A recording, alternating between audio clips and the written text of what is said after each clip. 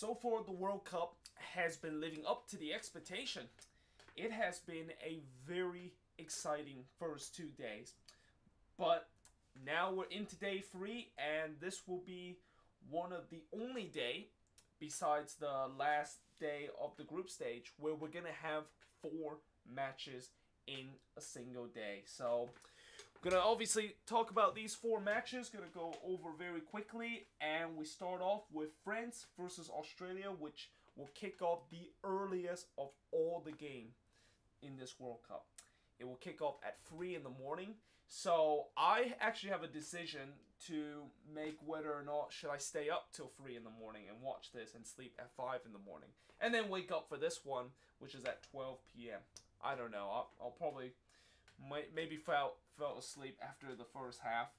But, you know, France versus Australia. France, obviously, they made it to the final of the Euros, but they lost to Portugal, and they got knocked out in the quarterfinal by Germany in 2014. So this France team is definitely hungry to try to get into the final, and they're one of the 3 teams that I mentioned before that are favorites to win this tournament. Although, what happened a couple of days ago, remember that 1-1 draw against the US? That maybe is a little bit concerning, considering the fact that France weren't able to find a way to break down a US team that was basically playing their under-23 team. But still, I think France should have no problem against Australia. You know, Australia did win the AFC Asian Cup in 2015, and they did beat Honduras in that playoff final over 2 legs, and they have traveled the most in terms of the qualifying stage. And you know, I just think that France should get this one. They definitely have better quality than Australia has, and Australia hasn't really done very well in the World Cup ever since they made their debut back in 2006, and I think that was the only time where they actually were somewhat successful in the World Cup. I think they reached the round of 16 that year, but I expect France to get this victory very easily. And yeah, meanwhile, moving on into the next game, and this will be the first time in this World Cup where we're going to be seeing Messi and Argentina play, and they are going to be playing against Iceland. And unlike what I said about France and how I think this is going to be an easy match, even though on paper it looked like it should be an easy match for Argentina against Australia, and the same thing goes for Argentina versus Iceland, it's not. You know, Iceland is going to really fight for this one. They are going to be really compact, and they are going to make Argentina try to break them down. And, you know, Argentina, you know, in the last World Cup, they do have times in the last World Cup had problems of breaking down teams that is very compact. Remember what happened in that Iran match when they were playing them and Iran was playing a very kind of organized kind of defense? They barely won that game, and if it wasn't for Messi genius right into stoppage time in that game, they would have drew against Iran. So, you know, and the thing about this Argentina team is I think this is a weaker Argentina team than the one 4 years ago.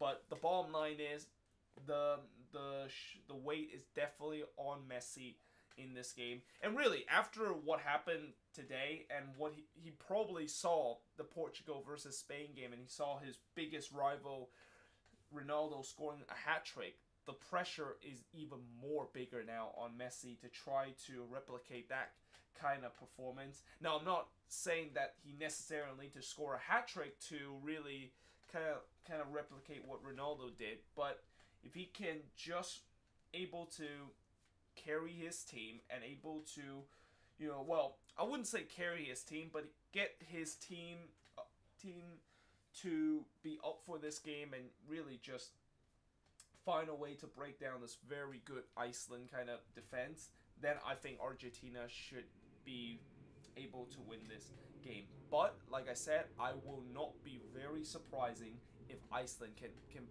get a draw out of this game, because there is just something about this Iceland team that is just so different from any other teams that do not have a superstar on this team. This team believe in themselves. The fans obviously will be there to show, and it will be awesome to see the school kind of chant that they do every time. That would be really really awesome. I mean, we saw it in the Euros and how that was a worldwide kind of thing.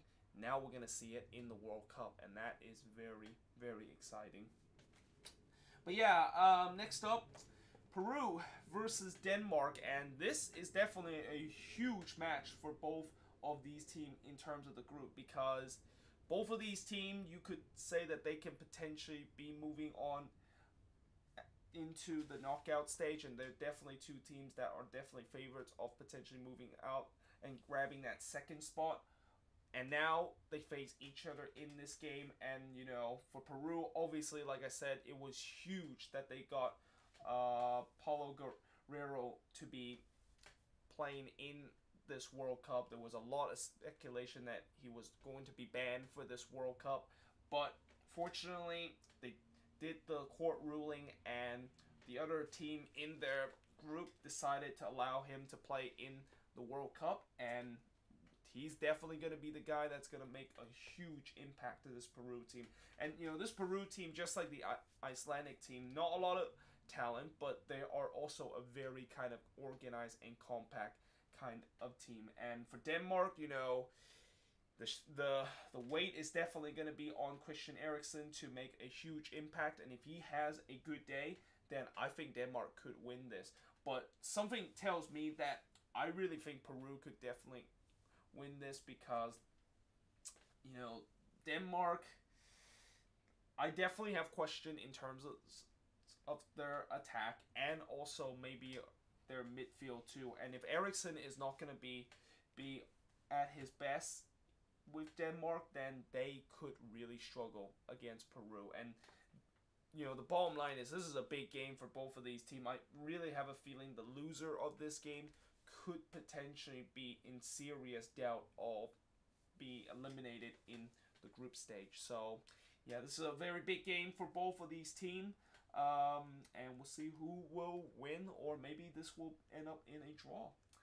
But yeah, into the final game in this week, Croatia versus Nigeria.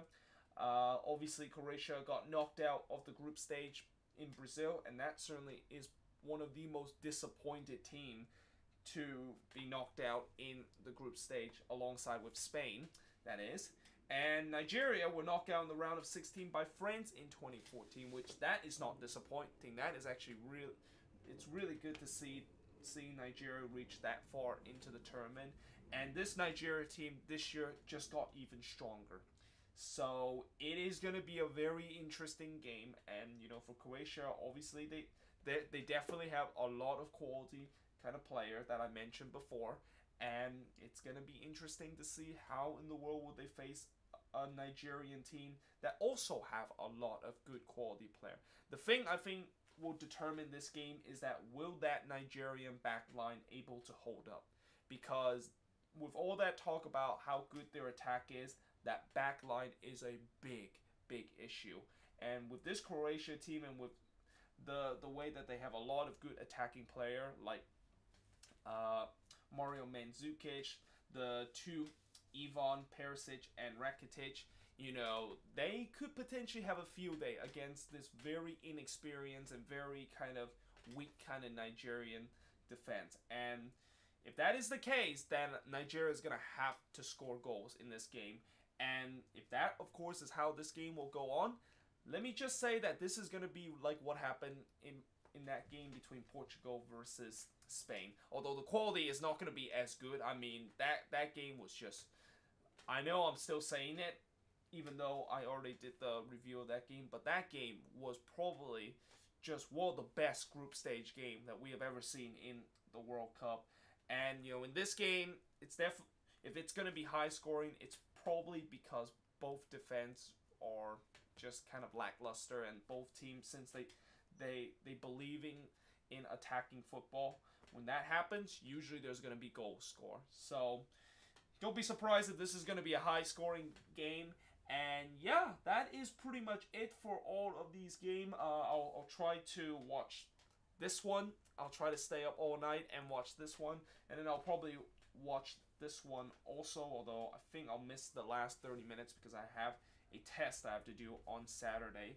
And I'll watch the last 30 minutes of that. And by the way, tomorrow I'm going to review these games very late at night because when I have finished that test that I have at school, I have to go do my Sports Hop series, and I won't be able to be at home for that. So I'm going to be doing the review very, very late. And there's a good chance that even though I DVR both of these games, these are the two games that potentially I'm not going to be able to watch. I don't know if I will have time to watch both of these games. I mean, today it was... I actually had trouble today to just try to watch both of the DVR game that I made with the Morocco versus Iran and also Uruguay versus Egypt game, because I also want to watch the Portugal versus Spain game. And it turns out later on I actually put the Morocco versus Iran game in the background and watch it from there. But either way, I hope you guys enjoyed this video. If you do, make sure you guys leave a like, smash that subscribe button, and yeah, I will see you guys next time.